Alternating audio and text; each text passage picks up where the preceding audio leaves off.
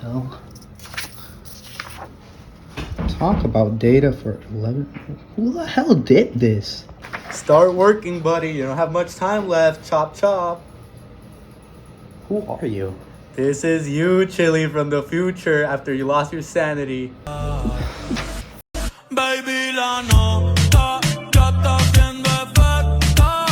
In the 21st century, the word data gets thrown out a lot. And by a lot, I mean like every single day. In this era, we're practically being force-fed content through every single social media platform out there.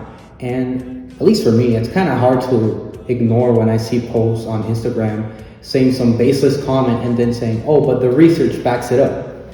For example, just a few days ago, I saw a post that was like 60% of gamers only buy 1 or 2 games per year. And I was like, cool, I guess, but like, what population did you study? How did you get this information? How do you know this information is reliable?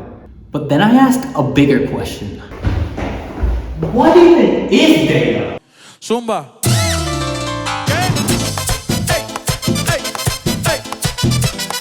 The word data originates from the word datum, from Roman origins, and it basically means something that is or something that is given. I wish I had better markers. In the present, data is described somewhat differently. It's something that describes, well, basically anything, but on its own, it doesn't mean anything. It's sort of weird. It's raw. It can be quantitative, it can be qualitative. To describe what I mean, I brought a little example. It is obviously my friend Mini Messi. Now, Mini Messi here is approximately 22 grams and about 1.5 inches tall. He has a red blue shirt, and if we want to get really in depth, well, it is a figure describing or modeled after Lionel Messi. Now, that's cool and all. I love Mini Messi, but that really doesn't tell me much of anything on its own. Yeah, it's describing the figure, but like it doesn't give me any sort of information per se.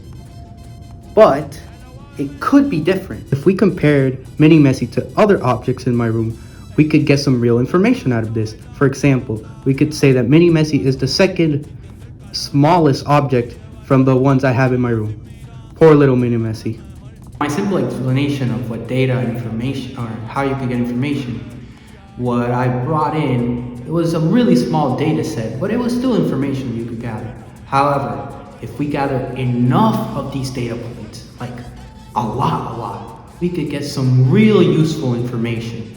With this method of gathering large amounts of data, well, this is just how basically every large-scale research, no, scratch that, not large-scale, just all research in general is being done. You gather up data and you try to prove or unprove your hypothesis. It's pretty easy. I know what you're thinking, fellow audience member. Oh, well, hasn't this method of gathering data and proving hypothesis like 100% truthful and like it works all the time and like it has no faults whatsoever? I mean, it's proven countless times. And to that I say, well, not exactly.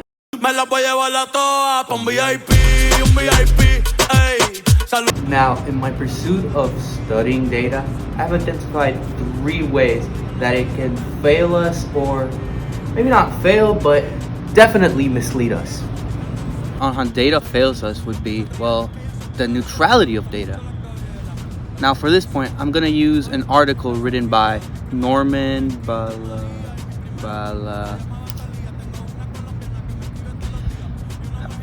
it's on screen somewhere.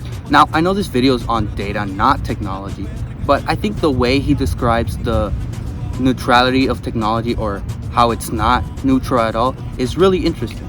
Norman claims in this article is that for technology, there exists this ideology where people say, oh, the technology we make is completely neutral. It's us humans who make it not neutral, which to some level of extent is true.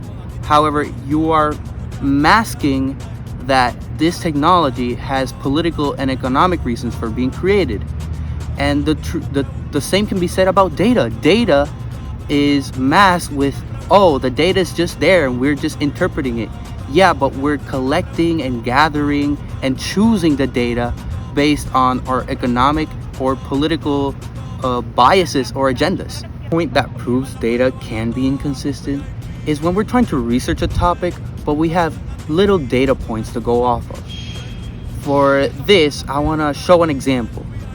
So let's say I'm trying to research the average mass of the objects in my dorm. And I take Mini Messi and his friends and I weigh them out, and then I found that the average is around 34 grams. Now, for that data set, yeah, the average is 34 grams. But I don't think it would be fair to say that the average mass for everything on my dorm is 34 grams, because I have obviously way bigger things and way smaller things. Now, for my last point, which I think is the more controversial out there, not really have to do with how data is taken, more like the effects of data, is how data is used to manipulate the masses. Think for a second how we've been indoctrinated from our childhoods to think, well, if a scientist proves something with data, then their theory must be correct and we must take it as a fact. Now, regardless of whether that data is biased or is untrue or whatever, we are supposed to take it as a fact. Why are we being taught that data is 100% fact, and who is doing this?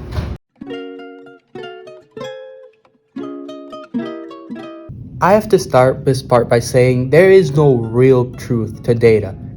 How you interpret, how research, information, data is entirely up to you and how you perceive it. However, I've come to a pretty simple conclusion. We as humans want data to be truth, for research and scientists and science to be factual, to be truth. Now, dear viewer, I know what you're thinking again. Well, duh, don't we want science to be completely factual? We don't want to be spreading misinformation. And I think you're missing the entire point. It's not about using data to prove true statements. It's about using data to prove baseless statements, to prove beliefs, to push agendas that are not actually real, and saying, oh, they are real because we have the data to back it up. Like always, I'll use an example to prove my point. This time we have to go all the way to the 16th century and talk about phrenology. Phrenology? You get my point, that the brain thing. Phrenology was the study that believed the brain was made up of different little organs that were linked to specific personality traits. Now, the more you use those organs, the bigger they got, hence a bigger brain. If you were more intelligent, then a part of your brain would get bigger. At face value, this doesn't seem like such a bad thing. However, if you dig just a tiny bit deeper, you've realized that this was a horrible thing, because phrenology was used to justify classism, sexism, racism, just everything bad, just to discriminate against others. And it wasn't like phrenology didn't have inconsistencies or issues. I mean, the biggest brain ever weighed was why a woman, and they didn't believe it because obviously the white men had to have the biggest brains. But in fact, people who were researching phrenology, like Joseph Gall, had teeny tiny brains, which, if we were supposed to follow phrenology, wouldn't be true. Now, why was phrenology accepted for so many years if the facts clearly stated that it was completely wrong? Well, people wanted to think that there were groups of people who were more smarter, who were evil, who were lazier, whatever. It fit with what people wanted to believe. From this, I reach one final conclusion. It's us. We're the ones who make people believe data is truth. And I mean, duh, that's obvious. But yeah, it's the culture. We as a society want data to be true. I've been rambling a lot, but what are the true impacts of data? Well, obviously there are good and bad. Data and researching can be used for tons of good things. I mean, scientists use data to predict weather patterns, to understand diseases better. However, like I've shown multiple times throughout this video, it's not as straightforward or good as it seems. Quoting directly from a journal critiquing big data, and I'm sorry, I have to read because I couldn't memorize all this.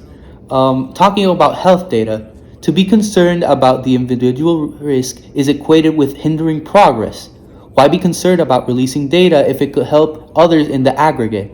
Of course, this fails to acknowledge the ways in which our data can reveal much about us that we cannot know or intend, and can be used to discriminate against individuals and groups. And how much trust should we have in the custodianship of data?